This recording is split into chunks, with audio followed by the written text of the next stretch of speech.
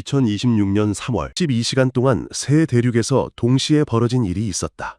중동 사막에서는 96%라는 경이로운 숫자가 기록됐고, 한반도 남해안에서는 9년 만에 완성된 전투기가 무사고 양산이라는 기록을 세웠으며, 북미 서부 해안에서는 제자가 스승을 넘어섰다는 평가가 나왔다. 하늘과 땅과 바다, 세 영역을 동시에 장악한 무기체계였다. 70년 전 추락한 비행기 엔진을 뜯어오던 나라가 이제 세계 4대 방산국 문턱에 섰다. 이것은 우연이 아니었다.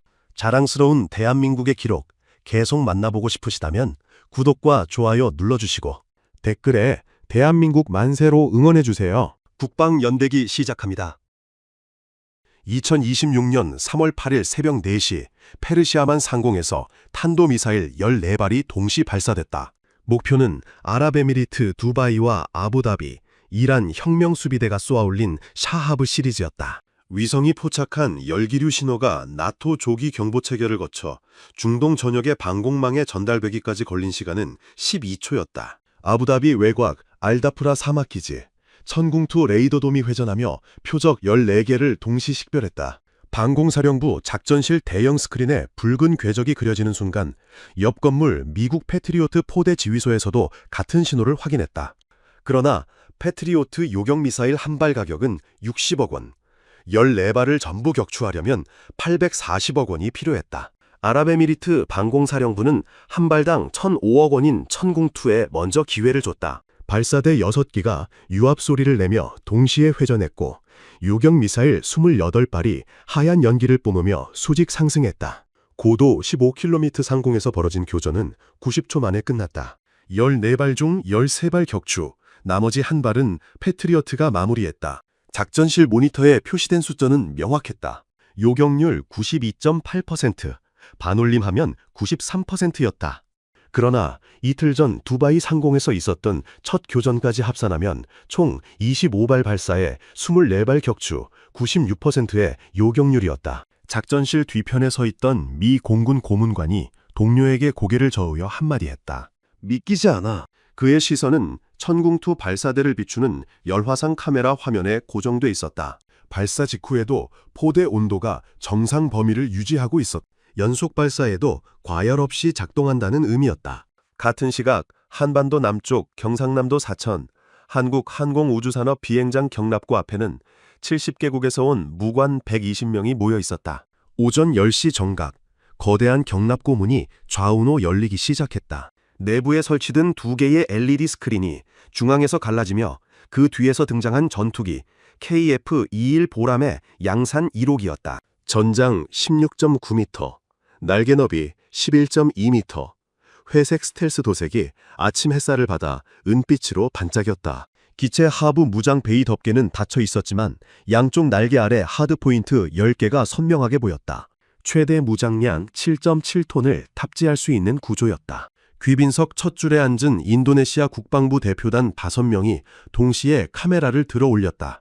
셔터 소리가 연속으로 터졌고 그들 뒤편에 앉은 폴란드 공군 대령은 쌍안경으로 기체 표면을 천천히 훑었다. 기수 아래 AN/APG-83, AESA 레이더돔, 조종석 캐노피의 매끄러운 곡선, 엔진 흡입구의 스텔스 설계까지 하나하나 확인했다.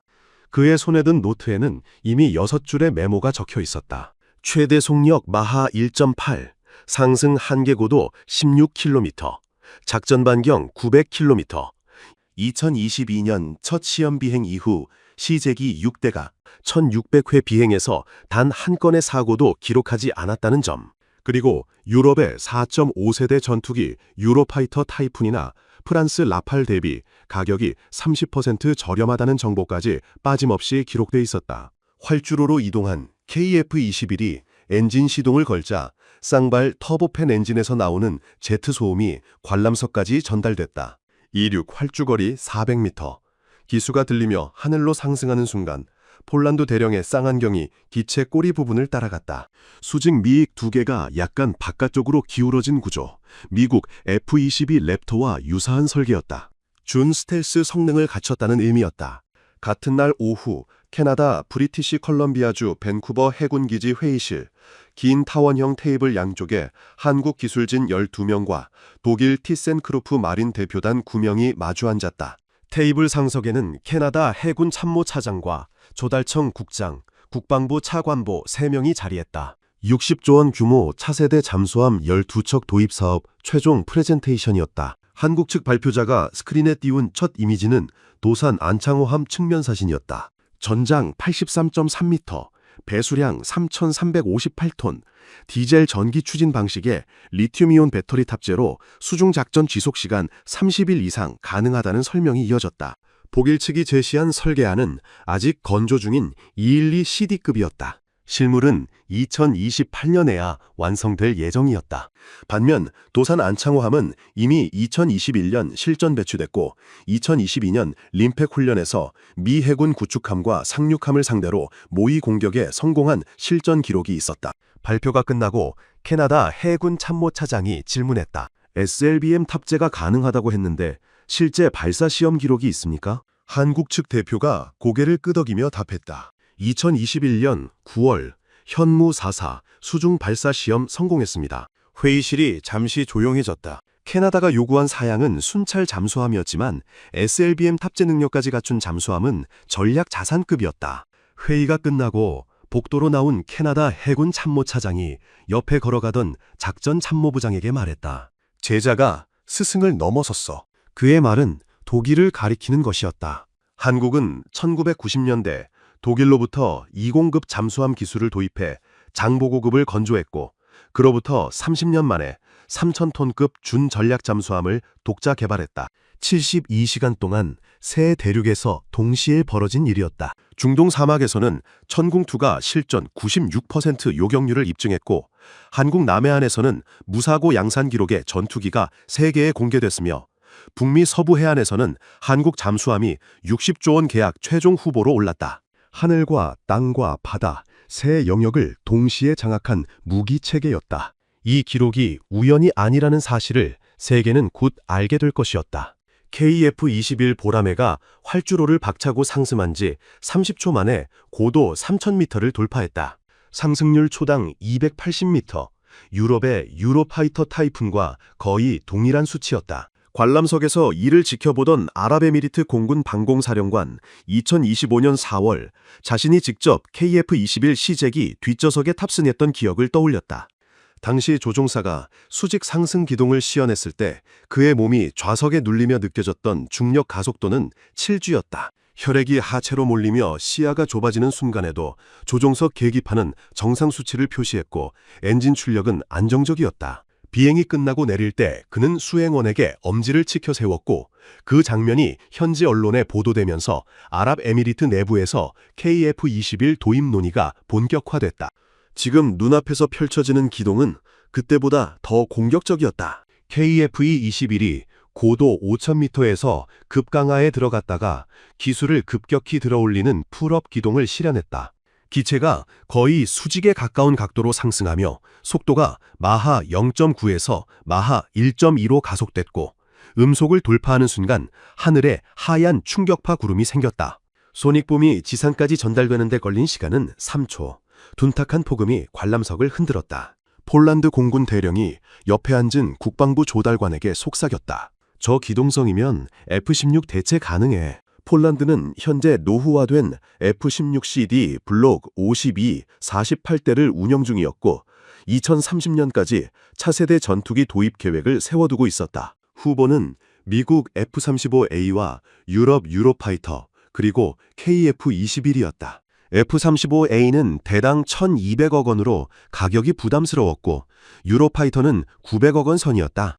KF-21은 대당 700억 원으로 추산됐다. 성능 대비 가격 경쟁력이 가장 높았다. 게다가 폴란드는 이미 한국으로부터 K2 흑표 전차 180대와 K9 자주포 212문, 천무 다연장 로켓 290문을 도입한 상태였다. 지상 무기 도입 과정에서 한국 방산의 납기 준수율과 기술 지원 수준을 직접 경험했고 그 신뢰가 KF-21 검토로 이어졌다. 시험 비행이 계속되는 동안 인도네시아 대표단은 휴대폰으로 영상을 촬영하며 실시간으로 자카르타 국방부에 전송했다. 인도네시아는 KF-21 공동개발국이었지만 2019년 분담금 지급을 중단하며 사업에서 일시 이탈했다가 2023년 다시 복귀한 이력이 있었다. 복귀 이유는 명확했다. 시제기 6대가 모두 정상 작동했고 양산 일정이 계획대로 진행됐기 때문이었다. 인도네시아가 원래 계획했던 인도네시아 항공우주산업 자체 전투기 개발 사업 IFX는 2018년 시작됐지만 5년이 지나도록 시제기 한 대 완성하지 못했다. 결국 실용적 선택을 한 것이었다. 인도네시아 국방부 대표단장이 수행원에게 말했다. 40대 주문 확정이야. 그의 목소리는 작았지만 옆자리에 앉은 싱가포르 무관이 그 말을 들었다. 싱가포르는 현재 F-16과 F-15SG를 주력 전투기로 운영 중이었고 차세대 전투기 도입 계획은 아직 구체화되지 않았지만 동남아시아 국가 중 인도네시아가 먼저 KF-21을 도입하면 영내 세력 균형 차원에서 싱가포르도 검토에 나설 가능성이 높았다. KF-21이 착륙 접근을 시작했다. 바퀴가 활주로에 닿는 순간 타이어 마찰음이 들렸고 기체가 감속하며 멈춰섰다. 착륙 활주거리 550m, 짧은 활주로에서도 운영 가능한 수치였다. 조종사가 캐노피를 열고 내리자 관람석에서 박수가 터져나왔다. 한국항공우주사장이 무대로 올라와 마이크를 잡았다. 2022년 7월 첫 시험 비행 성공 이후 42개월간 시제기 6대가 1600회 비행을 수행하며 단 한 건의 사고도 발생하지 않았다는 점을 강조했다. 이는 세계 전투기 개발사에서 극히 드문 기록이었다. 미국 F-16은 초기 시제기 26대 중 여러 차례 기술적 결함을 겪었고 첫 비행에서 조종사가 기체 흔들림을 겨우 잡아 추락을 면한 일화가 유명했다. F-35 역시 개발 과정에서 소프트웨어 문제와 엔진 과열 문제로 수차례 지연됐다. KF-21은 그런 과정 없이 9년 만에 양산 단계에 진입했다. 행사가 끝나고 귀빈들이 경납고 내부로 이동해 KF-21 실물을 가까이서 관찰할 수 있는 시간이 주어졌다. 아랍에미리트 대표단이 기체 하부 무장 베이 앞에 서서 내부 구조를 들여다봤다. 무장 베이는 닫혀 있었지만 개방 시 공대공 미사일 4발을 수납할 수 있는 공간이 확보돼 있었고 외부 하드포인트까지 합치면 총 10개 지점에 무장 탑재가 가능했다. 최대 무장량 7.7톤은 유로파이터의 7.5톤, 라팔의 9.5톤과 비교할 때 중간 수준이었지만 가격 대비 효율을 따지면 KF-21이 앞섰다. 폴란드 대령이 기수 부분 레이더돔 앞에 서서 사진을 찍었다. ANAP-83AESA 레이더는 한화 시스템이 개발한 국산 능동 위상 배열 레이더로 동시에 다수 표적 탐지 및 추적이 가능했고 전자전 대응 능력도 갖췄다. 그가 수첩에 적은 마지막 메모는 이것이었다. 한국은 전투기뿐 아니라 레이더와 항전 장비까지 자체 생산한다. 이는 미국 의존도를 낮추고 싶어하는 유럽 국가들에게 매력적인 조건이었다. 저녁 6시 행사가 완전히 종료되고 무관들이 빠져나간 뒤 경납고에는 KF-21 한 대만 남았다. 정비사 2명이 사다리를 타고 올라가 조종석 캐노피를 닫고 있었고 그 아래에서 엔진 점검을 마친 기술자가 체크리스트에 사인했다. 이 전투기는 일주일 뒤 공군 제11 전투 비행단으로 인도될 예정이었다. 대한민국 공군이 운용하게 될 첫 국산 4.5세대 전투기였다. 70년 전 6.2전 전쟁 때 미군이 남기고 간 F-51 무스탕을 정비하며 항공 기술을 배웠던 나라가 이제 스스로 하늘을 지킬 무기를 만들어냈다. 사천 비행장 행사가 끝난 다음 날 인도네시아 대통령 프라보워 수비안토가 서울 용산 국방부 청사에 도착했다. 공식 방한 일정이었지만 수행원 명단에는 국방부 장관과 공군 참모총장, 인도네시아 항공우주 사장이 포함돼 있었다. 회담 의제는 KF-21 추가 도입 협상이었다. 인도네시아는 2015년 공동개발 계약 당시 48대 도입을 약속했지만 2019년 분담금 지급 중단으로 계약이 흔들렸다가 2023년 복귀하면서 도입 대수를 재조정 중이었다. 회담장에서 한국방위사업청장이 준비한 자료에는 KF-21의 3가지 핵심 경쟁력이 정리돼 있었다. 첫째, 개발기간 9년으로 프랑스 라팔의 14년, 유로파이터의 13년보다 짧았다. 둘째, 시제기 무사고 기록으로 신뢰성이 입증됐다. 셋째, 대당 가격 700억 원으로 F-35A의 절반 수준이었다. 인도네시아 국방부 장관이 질문했다. 첫 인도 시기엔? 한국 측이 답했다. 2026년 말 첫 배치 가능합니다.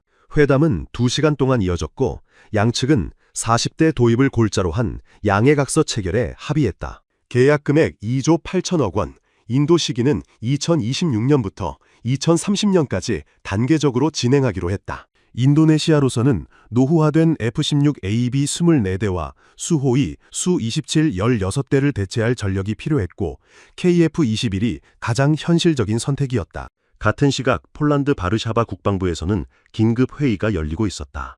참석자는 국방부 차관, 공군 참모차장, 조달청 국장 3명이었다. 회의 주제는 한국 방산장비 추가 도입 검토였다. 폴란드는 2022년 러시아의 우크라이나 침공 이후 국방 예산을 GDP 대비 4%로 상향 조정했고 그 예산으로 K2 전차, K9 자주포, 천무 다연장 로켓을 대량 구매했다. 2024년 첫 인도군이 도착한 뒤 폴란드군이 실시한 혹한기 테스트에서 영하 25도 환경에서도 K2 전차는 정상 작동했고 K9 자주포는 연속 사격 200발 후에도 포신 과열 없이 임무를 수행했다. 이 결과가 보고된 뒤 폴란드 국방부 내부에서 항공 전력도 한국산을 검토하자는 의견이 나왔다. 공군 참모차장이 서류를 넘기며 말했다. F-35는 인도 대기가 5년입니다. 미국 로키드 마틴의 F-35 생산 라인은 이미 포화 상태였다. 전 세계 18개국이 주문한 물량을 소화하느라 신규 주문은 2031년 이후에나 인도가 가능했다. 반면 KF-21은 한국 항공우주산업이 연간 생산 능력을 20대로 설정해 두었고 대한민국 공군 물량 40대를 제외한 나머지는 수출용으로 배정할 수 있었다. 폴란드가 원하는 시기는 2028년이었다. 조달청 국장이 계산기를 두드렸다. KF-21 48대 도입 시 총 사업비 3조 3,300억 원, F-35A 동일 대수 도입 시 5조 7,600억 원이었다. 차액 2조 4천억 원으로 천궁2 보대 2개를 추가 구매할 수 있었다. 국방부 차관이 결정을 내렸다. 한국 측에 공식 제안서 요청하십시오. 이틀 뒤 한국방위사업청은 폴란드로부터 KF-21 기술 자료 요청서를 받았다. 한편 중동에서는 아랍에미리트와 사우디아라비아가 각각 독자적으로 KF-21 도입을 검토하고 있었다. 아랍에미리트는 2025년 4월 공군사령관이 직접 시승한 경험을 바탕으로 24대 도입안을 내부 검토 중이었고 사우디는 F-15SA 84대 운영 경험을 토대로 차세대 전투기 후보군에 KF-21을 포함시켰다. 사우디 국방부가 주목한 점은 KF-21의 무장 호환성이었다. 미국제 공대공 미사일 AIM-110 암람과 공대지 미사일 AGM-84 하푼을 그대로 사용할 수 있어 기존 무기 재고를 활용할 수 있었다. 프랑스 라팔이나 유로파이터로 전환하면 무장체계를 전면 교체해야 했지만 KF-21은 그럴 필요가 없었다. 3월 12일 캐나다 오타와에서는 필리핀 국방부 대표단이 한국 대사관을 방문했다. 필리핀은 남중국해 영유권 분쟁으로 중국과 긴장 관계에 있었고 노후한 FA-50 12대만으로는 제공권 확보가 어려운 상황이었다. 필리핀 국방부 차관이 한국 무관에게 질문했다. KF-21 단가가 얼마입니까? 무관이 답했다. 대당 700억 원 수준입니다. 필리핀 국방 예산으로는 부담스러운 금액이었지만 분할 납부와 기술 이전 조건을 협상하면 가능성이 있었다. 필리핀이 원하는 것은 12대였고 총 사업비 8,400억 원이었다. 회담이 끝나고 필리핀 대표단은 마닐라로 돌아가 보고서를 작성했다. 보고서 결론은 명확했다. 중국 견제를 위해서는 최소한 4.5세대 전투기가 필요하고 KF-21이 유일한 현실적 선택지라는 내용이었다. 이 모든 움직임이 일주일 사이에 벌어졌다. 인도네시아는 40대 도입 합의, 폴란드는 48대 검토 착수, 아랍에미리트와 사우디는 내부 평가 진행, 필리핀은 예산 검토 단계에 들어갔다. 전 세계 5개국이 동시에 같은 전투기를 주목하는 현상은 이례적이었다. 2000년대 F-35 공동개발 당시 9개국이 참여했지만 그것은 미국 주도의 컨소시엄 방식이었고 KF-21은 순수 시장 경쟁을 통한 선택이었다. 국방 전문 매체 디펜스 뉴스는 3월 15일자 기사에서 이렇게 평가했다. 한국의 KF-21이 전투기 시장의 게임 체인저가 될 것이라고. 이유는 간단했다. 성능과 가격, 납기, 세 가지를 동시에 만족하는 전투기는 현재 시장에 KF-21밖에 없었다. F-35는 성능은 우수하지만 가격이 비싸고 납기가 길었다. 유로파이터와 라팔은 성능은 검증됐지만 가격이 높고 생산 여력이 부족했다. 중국 J-20이나 러시아 Su-35는 가격은 저렴하지만 서방 국가들이 선택하기 어려운 정치적 부담이 있었다. KF-21은 그 틈새를 정확히 파고들었다. 사천 경납고에 서 있던 양산 1호기는 일주일 만에 전 세계 5개국 국방부 회의 테이블에 올라갔고 앞으로 6개월 안에 최소 3개국과 계약이 체결될 것으로 전망됐다. 2026년 3월 8일 새벽 3시 47분 이란 서부 케르만샤 지역 혁명수비대 미사일 기지에서 샤라브3 중거리 탄도미사일 14발이 수직으로 솟아올랐다. 발사 불꽃이 사막 어둠을 찢고 미사일들은 고도 100km까지 상승한 뒤 포물선을 그리며 남쪽으로 방향을 틀었다. 목표는 페르시아만 건너편 아랍에미리트 아부다비와 두바이였다. 발사 12초 후 미국 국방부 조기 경보 위성이 열 신호를 포착했고 그 정보는 즉시 중동 지역 나토 통합 방공망으로 전송됐다. 아부다비 외곽 알다프라 공군기지 지하 20m 방공작전실, 천장 높이 5m의 벙커 안에 설치된 가로 15m 대형 스크린에 붉은 궤적 14개가 동시에 나타났다. 작전관 6명이 각자 담당 구역 모니터를 응시했고 지휘석에 앉은 아랍에미리트 방공사령부 작전통제관이 헤드셋 마이크에 대고 명령을 내렸다. 천궁투 1번 포대부터 6번 포대까지 전 포대 대기 태세 전환. 패트리오트 포대는 2차 요격 준비 지시가 떨어졌다. 지상 2km 떨어진 천궁투 발사대 진지에서는 레이더돔이 회전을 시작했다. 능동 위상 배열 레이더가 상공 400km 반경을 스캔하며 표적을 추적했고 14개의 미사일의 속도와 고도, 예상 낙하 지점이 실시간으로 계산됐다. 첫 번째 미사일은 아부다비 국제공항에서 북동쪽으로 12km 떨어진 지점에 떨어질 것으로 예측됐고 나머지 13발은 두바이 함만시설과 자파르 정유공장 일대에 분산돼 있었다. 작전실 한쪽 벽면에는 미군 고문관 3명이 서서 상황을 지켜보고 있었다. 그중 한 명이 팔짱을 끼고 스크린을 바라보며 동료에게 속삭였다. 패트리어트로 14발을 전부 막으려면 840억 원이 든다는 계산이었다. 아랍에미리트는 한 달 전에도 비슷한 공격을 받았고 그때 패트리어트 22발을 소모했다. 미사일 재고가 바닥나고 있었다. 천궁2는 한 발당 15억 원, 28발을 쏘아도 420억 원이었다. 작전 통제관이 최종 결정을 내렸다. 천궁2 1차 요격, 패트리어트 2차 예비 요격 체계로 전환됐다. 발사대 6기가 일제히 45도 각도로 기울어졌다. 각 발사대에는 요격 미사일 8발씩 장착돼 있었고 이 중 절반인 4발씩 발사 준비가 완료됐다. 유압 실린더가 작동하며 발사관이 목표 방위각으로 미세 조정됐고 미사일 탄두 내부 탐색기가 활성화됐다. 표적과의 거리가 200km 이내로 좁혀졌다. 발사 명령이 떨어졌다. 첫 번째 발사대에서 요격 미사일 4발이 0.5초 간격으로 연속 발사됐다. 하얀 배기가스가 사막 모래를 휘저으며 퍼졌고 미사일들은 수직으로 치솟아 3초 만에 구름 위로 사라졌다. 이어 2번, 3번, 4번 발사대에서 연쇄 발사가 진행됐다. 총 24발의 요격 미사일이 40초 안에 하늘로 올라갔다. 작전실 스크린에는 붉은 궤적과 푸른 궤적이 교차하며 접근하는 모습이 실시간으로 표시됐다. 고도 35km 상공에서 첫 번째 교전이 벌어졌다. 천궁2 미사일의 적외선 탐색기가 샤하브3에 열 신호를 포착하고 추진 로켓을 분리한 뒤 타격체가 초속 2km로 가속했다. 충돌 2초 전 샤하브3가 회피 기동을 시도했지만 천궁2의 측면 추력 제어 장치가 즉각 반응하며 궤적을 수정했다. 충돌 순간 섬광이 터졌고 파편이 사방으로 흩어졌다.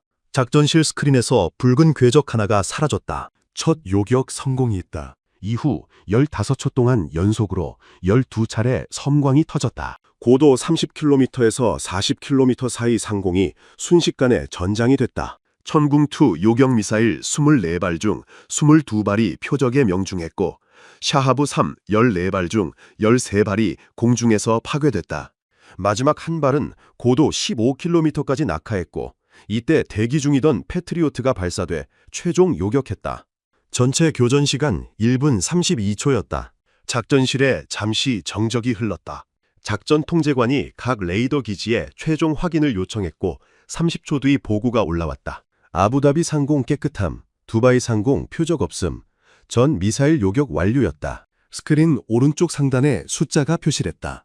발사 24발, 명중 22발, 요격률 91.6%였다. 그러나 이틀 전 두바이 상공 교전 기록까지 합산하면 총 발사 26발에 25발 명중 96.1%였다. 미군 고문관이 팔짱을 풀고 한 걸음 앞으로 나섰다. 그의 시선은 발사대 열화상 카메라 화면에 고정돼 있었다.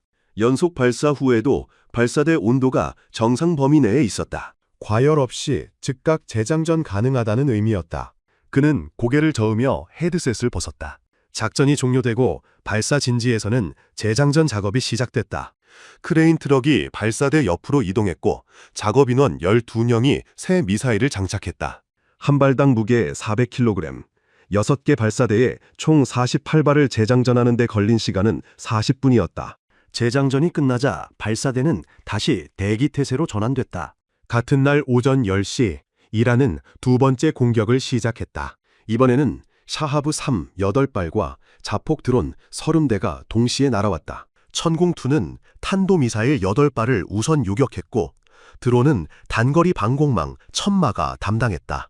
결과는 미사일 8발 중 7발 격추, 드론 30대 중 28대 격추였다. 이틀간 총 22발의 탄도미사일 중 20발을 천궁2가 막아냈다. 요격률 90.9%였고 이전 기록까지 포함하면 96%를 유지했다.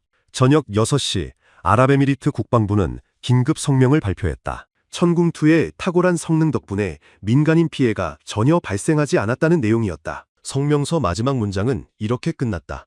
대한민국 방산기술에 깊은 감사를 표한다고 그날 밤 워싱턴 펜타곤 방공전략부서에서는 아랍에미리트 교전 데이터를 분석하는 긴급회의가 열렸다. 3월 10일 오전 9시 아랍에미리트 국방부 장관 무함마드 빈 아흐메드 알 보아르디가 서울 용산 국방부청사에 긴급 전화를 걸었다. 통화 내용은 간단했다. 천궁2 요격 미사일 추가 물량을 즉시 지원해달라는 요청이었다.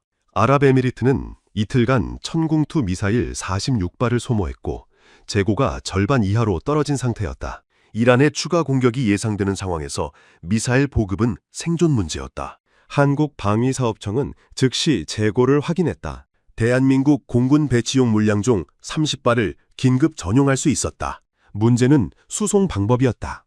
천궁2 미사일은 길이 4.6m, 무게 400kg으로 일반 화물기로는 운송이 어려웠다.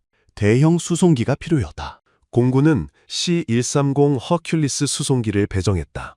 오후 2시 경기도 성남, 서울공항 군 전용 구역에서 30발의 미사일이 특수 제작된 운송용 컨테이너에 실렸다. 컨테이너 한 개당 미사일 3발씩 총 10개 컨테이너가 C-130 화물칸에 고정됐다.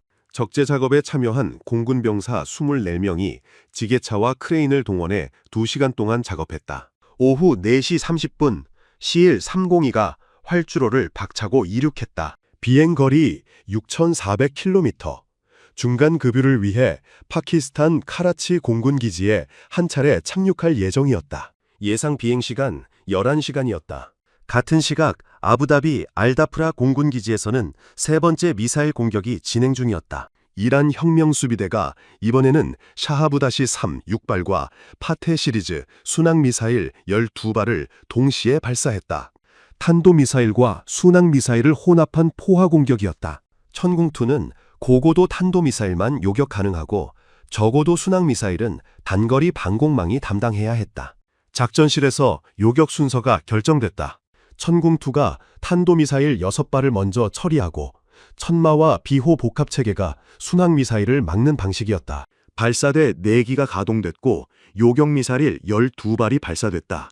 탄도미사일 6발 중 5발이 격추됐고 나머지 한 발은 패트리어트가 처리했다. 순항미사일은 천마가 9발을 격추했고 나머지 3발은 비호 자주대공포가 막아냈다. 총 18발 중 17발 요격, 한 발이 아부다비 외곽 사막지대에 떨어졌지만 인명피해는 없었다. 이 교전으로 천궁2 재고는 12발만 남았다. C-130 수송기는 밤 11시 카라치 공군기지에 도착해 1시간 동안 급유를 마쳤다. 자정을 넘긴 새벽 1시, 다시 이륙해 페르시아만으로 향했다. 기장과 부조종사는 교대로 조종석을 지켰고 화물칸에는 공군 정비사 6명이 컨테이너 고정 상태를 주기적으로 점검했다. 3월 11일 오전 7시 30분 C-130이 아부다비 국제공항 군용 활주로에 착륙했다. 대기하고 있던 아랍에미리트 공군 수송부대가 즉시 하역 작업에 들어갔다. 지게차 6대와 트럭 10대가 동원됐고 컨테이너는 곧바로 알다프라 기지로 이동했다. 하역과 운송에 걸린 시간은 1시간 20분, 오전 9시 미사일 30발이 발사 진지에 도착했다. 재장전 작업이 즉시 시작됐다. 발사대 6기에 각각 5발씩 장착하는 작업이 진행됐고 50분 만에 완료됐다. 오전 10시 천궁2 포대는 다시 완전 전투태세로 전환됐다.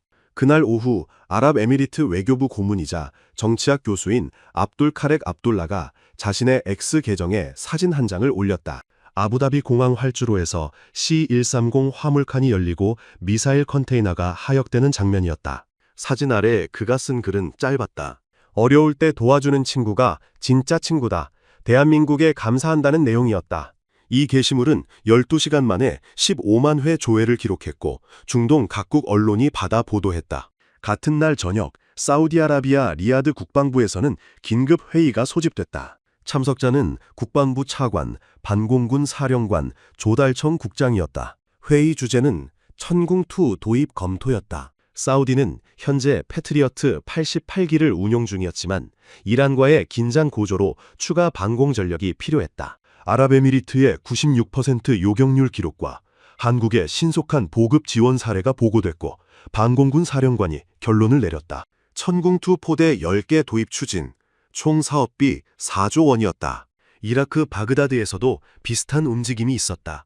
이라크는 2023년 천궁2 포대 4개를 도입하기로 계약했고 2024년 첫 인도분 2개 포대가 배치된 상태였다. 이번 중동 위기를 보며 이라크 국방부는 추가 도입을 결정했다. 포대 6개 추가, 계약 금액 2조 4천억 원이었다. 카타르 도하 국방부도 움직이기 시작했다. 카타르는 사드와 패트리어트를 보유하고 있었지만 중거리 요격에 특화된 시스템은 없었다. 국방부 장관이 한국 대사관에 비공식 접촉을 요청했고 기술 자료 제공을 요청했다. 카타르가 원하는 물량은 포대 4개, 1조 6천억 원 규모였다. 일주일 사이 중동 4개국이 천궁 도입에 움직였다. 아랍에미리트는 이미 계약된 포대 8개의 조기 인도를 요청했고 사우디와 이라크는 신규 계약 협상에 들어갔으며 카타르는 기술 검토 단계를 시작했다. 네 나라 계약 금액을 합산하면 8조 원이었다. 한국방위사업청은 3월 15일 긴급 생산 계획을 수립했다. 천궁2 제작사인 LIG 넥스원은 연간 생산 능력을 포대 6개에서 10개로 확대하기로 했다. 추가 생산 라인 구축에 6개월, 2026년 하반기부터 증산체제 가동 예정이었다. 아부다비 사막기지 발사 진지에는 다시 48발의 미사일이 장전된 상태로 하늘을 향하고 있었다. 3월 12일 이후 이란의 추가 공격은 없었지만 천궁2는 24시간 경계태세를 유지했다. 레이더는 쉬지 않고 회전했고 작전실 스크린은 항상 켜져 있었다. 3월 13일 오전 10시 캐나다 브리티시 컬럼비아주 에스키몰트 해군기지에서 한국 기술진 12명이 회의실로 들어섰다. 이들은 한화오션 설계팀 6명과 대우조선해양 건조팀 3명, 국방과학연구소 추진시스템 전문가 3명으로 구성됐다. 회의실 반대편에는 캐나다 해군 참모차장과 조달청 국장, 태평양 함대 사령관, 대서양 함대 부사령관이 앉아 있었고 그 옆으로 독일 티센크루프 마린 대표단 9명이 자리했다. 60조 원 규모 캐나다 차세대 잠수함 12척 도입 사업 최종 프레젠테이션이었다. 캐나다가 요구한 사양은 명확했다. 배수량 3,000톤 이상, 태평양과 대서양 양쪽 해역에서 작전 가능한 항속거리, 30일 이상 수중 체류 능력, 그리고 북극해 얼음 아래 작전까지 고려한 내빙 설계였다. 한국 측이 제시한 모델은 도산 안창호함 기반의 개량형이었다. 스크린에 띄워진 첫 화면은 부산 오키포 조선소에 정박 중인 도산 안창호함 실물 사진이었다. 전장 83.5m, 폭 9.6m, 배수량 3,358톤이었다. 발표자가 단면도를 보여주며 내부 구조를 설명했다. 디젤 엔진 4기와 영구자석 추진 전동기, 리튬이온 배터리 370셀이 탑재돼 있었다. 기존 납축 배터리 대비 리튬이온 배터리는 에너지 밀도가 2배 높아 같은 공간에서 더 오랜 시간 수중 작전이 가능했다. 완전 충전 상태에서 수중 최대 속력 20노트로 2주간 항해할 수 있었고, 저속 5노트로 운영하면 30일 이상 떠올라 충전 없이 작전할 수 있었다. 캐나다 해군 참모차장이 질문을 던졌다. 북극해 얼음 두께 3m 환경에서 긴급 부상이 가능한지 물었다. 한국 측 대표가 설계 자료를 넘기며 답했다. 도산 안창호함의 선체는 고장력 강판 두께 30mm로 제작됐고, 선수 부분은 보강 구조로 설계돼 2.5m 두께 얼음을 돌파할 수 있다고 설명했다. 캐나다가 요구하는 3m 사양은 선수 보강재 추가로 달성 가능하다는 답변이었다. 독일 티센크루프 측이 자료를 제출했다. 그들이 제시한 모델은 212CD급 잠수함이었다. 배수량 2,500톤, 연료전지 추진 방식으로 수중 체류 능력이 우수하다는 점을 강조했다. 그러나 실물은 아직 건조 중이었고, 첫 진수 예정일은 2028년이었다. 반면 도산 안창호함은 2021년 실전 배치됐고 이미 5년간 대한민국 해군에서 검증된 상태였다. 캐나다 조달청 국장이 운용 기록을 요청했다. 한국 측이 준비한 두 번째 자료가 스크린에 떴다. 2022년 7월 하와이 인근 해역에서 열린 림팩 훈련 기록이었다. 도산 안창호함이 참가한 대잠전 훈련에서 미 해군 알레이버크급 구축함 USS 프린스턴호와 샌안토니오급 상륙함 USS 포틀랜드호를 상대로 모의 공격에 성공했다는 내용이었다. 훈련 시나리오는 적 함대가 호송 중인 상륙 부대를 잠수함이 기습하는 상황이었다. 도산 안창호함은 수심 200m에서 저속 3노트로 접근해 구축함의 소나 탐지망을 피했고, 어뢰 발사거리 12km까지 근접한 뒤 모의어뢰 2발을 발사해 명중 판정을 받았다. 미 해군 훈련 평가단이 작성한 보고서에는 이런 문구가 있었다. 한국 잠수함의 정숙성은 예상을 초과했고 탐지가 극히 어려웠다는 평가였다. 캐나다 태평양 함대 사령관이 메모하는 모습이 보였다. 한국 측은 세 번째 자료로 무장 체계를 설명했다. 도산 안창호함은 함수 어뢰 발사관 6문에 백상어 중어뢰와 해성 대함미사일을 탑재했고, 함 중앙부 수직 발사관 6기에는 현무 44 잠수함 발사 탄도미사일 탑재가 가능했다. 캐나다가 요구한 사양은 순찰 잠수함이었지만 SLBM 탑재 옵션은 전략자산급의 능력을 의미했다. 독일 212CD급은 어뢰와 대함 미사일만 탑재 가능했고 수직 발사관은 설계에 포함되지 않았다. 발표가 끝나고 30분간 질의응답 시간이 주어졌다. 캐나다 해군 참모차장이 첫 질문을 던졌다. 인도 일정이 언제까지 가능한지 물었다. 한국 측이 답했다. 계약 체결 후 첫 함은 36개월 안에 인도 가능하고 이후 매년 2척씩 건조해 6년 안에 12척 전량 인도할 수 있다는 계획이었다. 독일 측은 첫 함 인도에 48개월이 필요하고 전량 인도는 8년이 걸린다고 답했다. 조달청 국장이 두 번째 질문을 했다. 캐나다 현지 생산 참여 비율은 어느 정도인지 물었다. 한국 측은 선체 블록 30%를 캐나다 조선소에서 생산하고 최종 조립은 밴쿠버 시브리지 조선소에서 진행하는 방안을 제시했다. 이는 캐나다 정부가 요구하는 자국 산업 육성 조건을 충족하는 수준이었다. 회의가 끝나고 양측 대표단이 악수를 나눴다. 캐나다 해군 참모차장이 복도로 나오며 옆에 걸어가던 태평양 함대 사령관에게 말했다. 제자가 스승을 넘어선 것 같다고. 그의 말은 한국이 1990년대 독일 209급 잠수함 기술을 도입해 장보구급을 건조한 뒤 30년 만에 3,000톤급 준전략 잠수함을 독자 개발한 과정을 가리키는 것이었다. 그날 저녁 캐나다 국방부는 내부 평가 회의를 열었다. 참석자들은 한국 안과와 독일 안을 비교 분석했고 세 가지 핵심 지표가 논의됐다. 성능, 가격, 납기였다. 성능 면에서 도산 안창호함은 이미 실전 검증됐고 독일안은 미완성 설계였다. 가격은 한국이 척당 5조 원, 독일이 6조 5천억 원으로 한국이 25% 저렴했다. 납기는 한국이 6년, 독일이 8년이었다. 세 가지 모두 한국이 우위였다. 최종 결정은 6월로 예정됐지만 내부 평가 점수는 이미 기울어져 있었다. 2022년 7월 26일 오전 11시 하와이 카우아이 섬 서쪽 200km 해역에서 림팩 훈련이 진행 중이었다. 참가국은 26개국, 참가 함정 38척, 잠수함 4척, 항공기 170대가 투입된 세계 최대 규모 해상 훈련이었다. 훈련 시나리오는 적 함대의 상륙작전을 방어군이 저지하는 상황이었다. 공격 측에는 대한민국 해군 도산 안창호함이 배치됐고 방어 측에는 미 해군 알레이버크급 구축함 USS 프린스턴호와 샌 안토니오급 상륙함 USS 포틀랜드호가 배치됐다. 훈련 해역 수심은 평균 3,500m, 해수 온도는 표층 27도에서 수심 200m 지점은 15도로 떨어지는 수온 약층이 형성돼 있었다. 이 수온 약층은 소나 탐지를 방해하는 자연 장벽 역할을 했다. 도산 안창호함은 새벽 4시부터 수심 250m에서 저속 3노트로 이동하며 목표 함대 접근 경로를 계산했다. 함내 소나실에서는 수동 소나가 주변 수중 소음을 분석했고 구축함의 스크루 회전음이 35km 거리에서 포착됐다. 함장이 명령을 내렸다. 전 승조원 정숙 작전태세 전환. 함내 모든 불필요한 장비 전원이 차단됐고 승조원들은 발소리까지 최소화했다.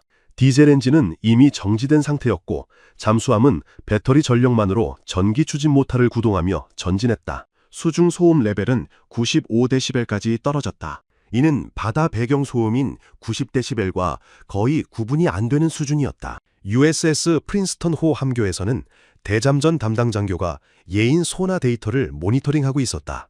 예인 소나는 함정 뒤 1000m 거리에 수중 청음 센서를 끌고 다니며 잠수함을 탐지하는 장비였다. 화면에는 해류 소음과 고래 울음소리, 멀리서 들리는 상선 스크루음만 표시됐고 잠수함 신호는 없었다. 그는 헤드셋을 쓴 채 주변 해역이 깨끗하다고 보고했다. 같은 시각 도산 안창호함은 목표 함대로부터 18km 거리까지 접근한 상태였다. 함내 전투정보실 스크린에는 구축함과 상륙함의 위치가 실시간으로 표시됐고 발사 통제 장교가 어뢰 제원을 입력했다. 백상어 중어뢰 2발, 사거리 50km, 속력 최대 55노트였다. 어뢰 한 발은 구축함을 목표로 설정됐고 나머지 한 발은 상륙함을 겨냥했다. 함장이 최종 발사 명령을 내렸다. 함수 어뢰발사관 1번과 2번 튜브에서 고압 공기가 분사되며 어뢰가 밀려나갔다. 2발의 어뢰는 발사 직후 자체 추진 모터를 가동하며 목표를 향해 가속했다. 발사음은 수중에서 둔탁한 펑 소리로 퍼졌고 USS 프린스턴호의 소나가 이를 포착하기까지 걸린 시간은 8초였다. 대잠전 장교가 헤드셋을 벗으며 함장에게 보고했다. 어뢰 발사음 포착, 방위각 215도, 거리 추정 15km에서 18km 사이였다. 함장이 즉시 대응 명령을 내렸다. 전속 기동으로 회피하고 대잠 헬기 발진 준비. 그러나 백상어 어뢰는 이미 최종 접근 단계에 들어갔다. 훈련 규칙상 명중 판정은 어뢰가 목표 함정 500m 이내 도달 시 인정됐다. 어뢰 2발은 각각 구축함 우현 300m, 상륙함 좌현 450m 지점을 통과했다. 양쪽 모두 명중 판정이었다. 훈련 통제함에서 전파된 메시지가 모든 참가 함정에 전달됐다. USS 프린스턴호와 USS 포틀랜드호 경침 판정, 공격 측 승리였다. 함교에서 대잠전 장교가 고개를 저었다. 그는 동료에게 말했다. 도대체 어디서 나타난 건지 끝까지 못 잡았다고. 소나 화면에는 어뢰 발사 이후에야 희미한 신호 하나가 잡혔고 그 신호는 곧 사라졌다. 도산 안창호함은 어뢰 발사 직후 심도를 300m로 낮추고 방향을 120도 전환하며 훈련 해역을 이탈했다. 추적을 시도한 미 해군 대잠 헬기 2대가 소노 부위를 투하했지만 잠수함은 이미 10km 이상 벗어난 뒤였다. 훈련이 끝나고 저녁 8시 진주만 해군기지에서 평가회의가 열렸다. 미 해군 태평양 함대 대잠전 담당 제독이 참석했고 그는 도산 안창호함의 작전을 분석한 보고서를 검토했다. 보고서에는 3가지 핵심 요인이 정리돼 있었다. 첫째, 극도로 낮은 수중 소음으로 탐지 회피에 성공했다. 둘째, 수온 약층을 활용한 은밀 접근 경로 선택이 탁월했다. 셋째, 발사 후 즉각 이탈 기동으로 추적을 차단했다. 제독은 보고서 여백에 메모를 남겼다. 한국 잠수함 정숙성 예상 초과, 재평가 필요하다는 내용이었다. 이 훈련 결과는 각국 해군 무관들에게 전달됐고 폴란드 해군이 가장 먼저 반응했다. 폴란드는 발트해에서 러시아 잠수함을 감시해야 하는 임무가 있었고 자체 잠수함 전력이 필요했다. 2023년 10월 폴란드 국방부는 한국에 잠수함 도입 의향서를 보냈다. 도산 안창호함 기반 3척 도입, 계약 금액 1조 5천억 원 규모였다. 필리핀도 움직였다. 남중국해에서 중국 해군 잠수함 활동이 증가하자 필리핀 해군은 대잠 능력 강화가 시급했다. 그러나 필리핀 예산으로는 신형 잠수함 구매가 어려웠고 대안으로 한국의 장보고급 중고 잠수함 도입을 검토했다. 2024년 필리핀 해군 참모총장이 진해 해군 기지를 방문해 퇴영 예정인 장보고급 2000함을 시찰했다. 호주는 프랑스와의 잠수함 계약 파기 후 대안을 찾고 있었고 한국 잠수함이 후보에 올랐다. 호주가 필요로 하는 것은 4,000톤급 이상 대형 잠수함이었고 도산 안창호함을 기반으로 확대 설계하면 가능했다. 페루는 남미 태평양 해안 방어를 위해 209급 잠수함 노후 대체 사업을 추진 중이었고 한국 잠수함이 유력 후보였다. 네 나라 모두 공통점이 있었다. 림팩 훈련에서 증명된 도산 안창호함의 정숙성과 작전 능력을 높이 평가했다는 점이었다. 캐나다를 포함해 총 5개국이 한국 잠수함에 관심을 보였고 잠재 계약 규모는 15조 원을 넘었다. 1990년대 독일로부터 기술을 배워 시작한 한국 잠수함 산업이 30년 만에 세계 시장에서 독일과 경쟁하는 위치까지 올라섰다. 2020년 3월 30일 오전 10시 캐나다 오타와 국회의사당 기자회견장에서 캐나다 국방부 장관 빌 블레어가 단상에 올랐다.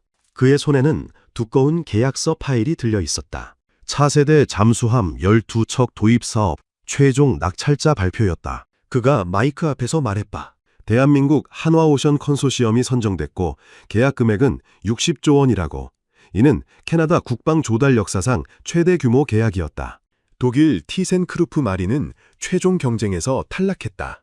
선정 이유는 3가지였다.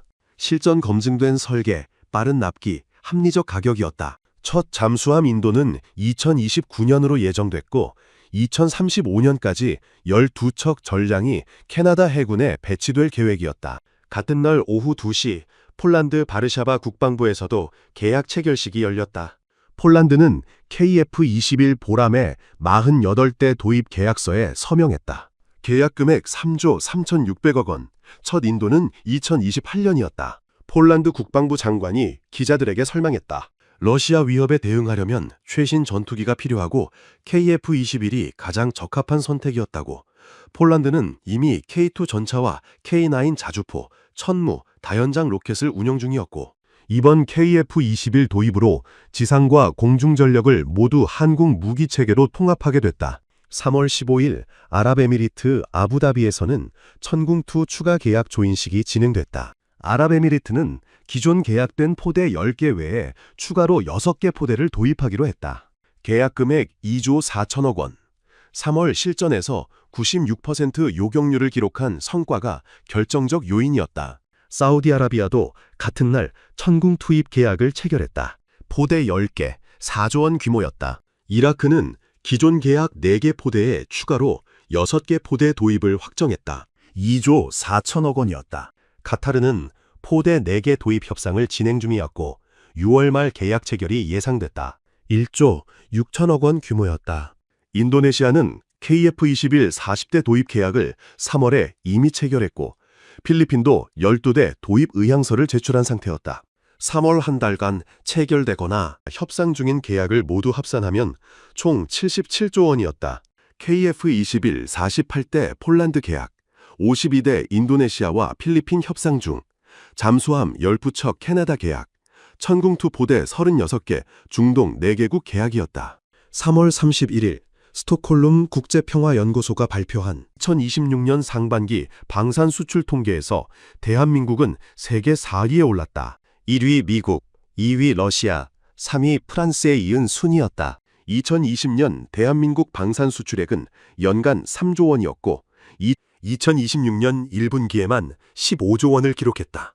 5년 만에 5배 증가였다. 서울 용산 국방부 청사 대회의실에서는 방산수출 전략회의가 열렸다. 방위사업청장과 산업통상자원부 장관, 외교부 차관이 참석했다. 회의 주제는 생산 능력 확대 방안이었다. 한국항공우주산업은 KF-21 연간 생산 능력을 20대에서 30대로 늘리기로 했고, LIGNX1은 천공투 생산 라인을 2배로 확장했다. 한화오션과 HD현대중공업은 잠수함 건조독을 추가 확보해 동시 건조 능력을 4척으로 늘렸다.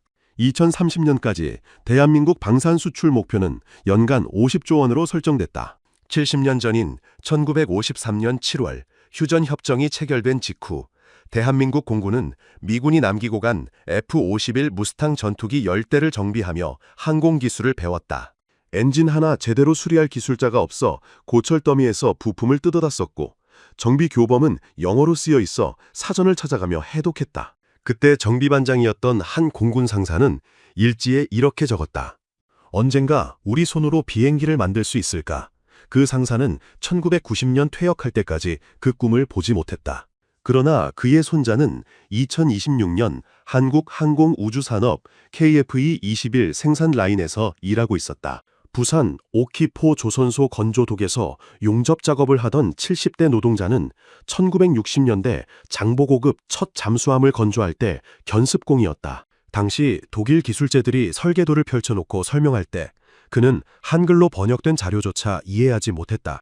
50년이 지나 그는 도산 안창호함 선체 블럭 용접 작업을 지휘했고, 이제 캐나다로 수출될 잠수함 건조를 준비하고 있었다.